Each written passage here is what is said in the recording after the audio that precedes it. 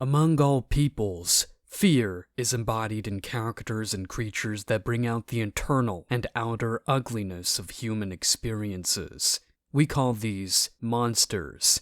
Among the First Nations of Canada, fear comes on two legs and a set of antlers. The nations in question, the Ojibwe, the Cree, the Algonquin, the Saulteaux, the Naskapi, the Innu, hailed originally over much of the Midwest United States and Canada. As American expansion pushed many of them over the border into the Dominion of Canada, they brought along legends of horrors unthinkable until witnessed.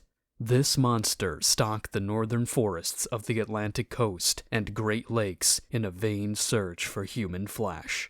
The Wendigo is a mythological creature, or evil spirit, depicted as a monstrous humanoid entity, with some characteristics of a deer or other woodland animals. It's described as gaunt to the point of emaciation, its desiccated skin pulled tightly over its bones, with its bones pushing out against its skin, its complexion the ash gray of death, and its eyes pushed back deep into their sockets. The Wendigo looks like a gaunt skeleton recently disinterred from the grave. Psychologically, Wendigo also represents conditions of severe, insatiable craving or addiction. According to the folklore, the Wendigo forms from a human resorting to cannibalism in order to survive in extreme conditions, such as during a harsh winter or famine. The act of consuming human flesh is believed to corrupt the individual, body, and soul. This horrific creature born of evil and savagery may sound like nothing more than a Native American boogeyman, if it weren't for the numerous sightings and claims of them over the centuries. In the late 1800s and early 1900s, there were several reports of Wendigo sightings near a town called Roseau in northern Minnesota. It was said that each sighting was followed by an unexpected death in the community. Another report comes from Kenora, Ontario, where a creature fitting the Wendigo's description was reportedly seen by traders, trackers, and trappers for decades throughout the 19th century. Swift Runner was a Cree trapper in Alberta, Canada. During the winter of 1879, Swift Runner and his family were starving. Despite being a 25-mile distance from the Hudson Bay Company post, Swift Runner butchered and ate his wife and 5 children. When discovered, he was taken into custody and later executed. This episode is often linked to the Wendigo, as he was said to have been overcome by the Wendigo spirit, leading to his horrific act. Jack Fiddler, an OG Cree chief in Canada, claimed to have the ability to conjure and defeat Wendigo. His totem of the nation had enjoyed much autonomy in terms of law and culture, leading up to his tenure. He claimed rival shamans sent Wendigo to get him, and that families would invite him to euthanize their dying loved ones before they turned. Ironically, by then, most of his fellow Cree had dismissed it all as mere stories, pointing out the existence of mental illness. Nonetheless, many members of his particular totem within the Cree Nation, out of legal and physical isolation, still believed in the Wendigo and believed Fiddler had killed 14. As his totem were among the last to be legally assimilated and to convert to Christianity, the ritual killings would go unprosecuted, as all that would reach the government was rumor and hearsay. Until 1907. In 1907, 2 troopers of the Northwest Mounted Police became the first Caucasians to enter the totem's lands. Upon finding a witness to a Wendigo slaying they had heard about in year-old rumors, the 2 arrested Fiddler and his brother for the murder of the brother's daughter-in-law. Fiddler argued that the killings were necessary to prevent the possessed from becoming Wendigos and attacking the community. Nonetheless, their conviction marked the end of their totem autonomy from Canadian law, and an end to ritual murders of supposed Wendigo.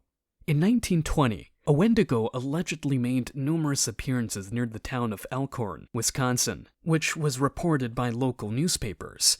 The creature, now known as the Beast of Bray Road, was described as a large, hairy, man-wolf-like creature, which some believe was a Wendigo.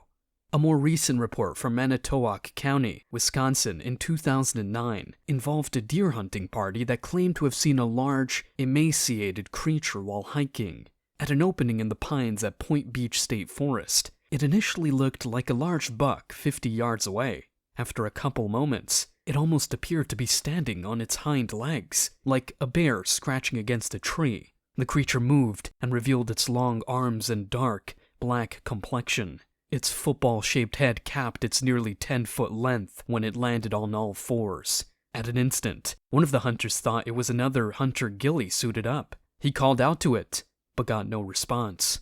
As the sun was low in the afternoon, they walked back, hearing something creep on them for nearly a quarter mile.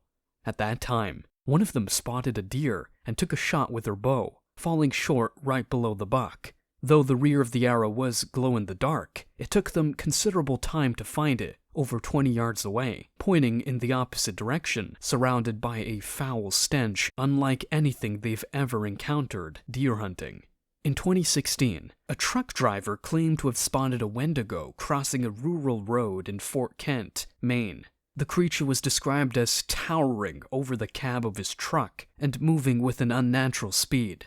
Of course, instances like Swift Runner and Jack Fiddler are clearly murders masquerading as being in tune with otherworldly entities. Although most of the tribes that originally perpetuated the legend no longer believe it a physical being, many in and outside the tribe believe in Wendigo as symbolic stories. The origin of the Wendigo myth likely has its roots in a cultural taboo against cannibalism. Though spring and summer turned the American heartland into a cornucopia of hefty game and verdant grow, winter marked an annual culling across all species. In the harsh winter conditions of the northern regions, cases of cannibalism could occur when food was scarce. This happened on multiple occasions by doomed parties of settlers in the New World. Certain tribes already used legends like the Wendigo to prevent their own from falling prey to desperation in the face of the wilderness. The myth also served as a moral lesson from the dangers of selfishness and placing one's own survival above the community's well-being. The Wendigo are often seen as a symbol of greed, excess, and the destructive power of unchecked desires, embodying the darkest aspects of human nature: gluttony, violence, and selfishness. In some stories, the Wendigo is portrayed as a cautionary tale against giving into base instincts in desperation. The legend of the Wendigo has been popularized in modern culture through literature, film, and other media. It continues to be a prominent figure in horror and supernatural fiction, often serving as a terrifying antagonist that embodies the primal fears and anxieties of humanity, from the earliest and most basic societies to the modern sprawl we live in today.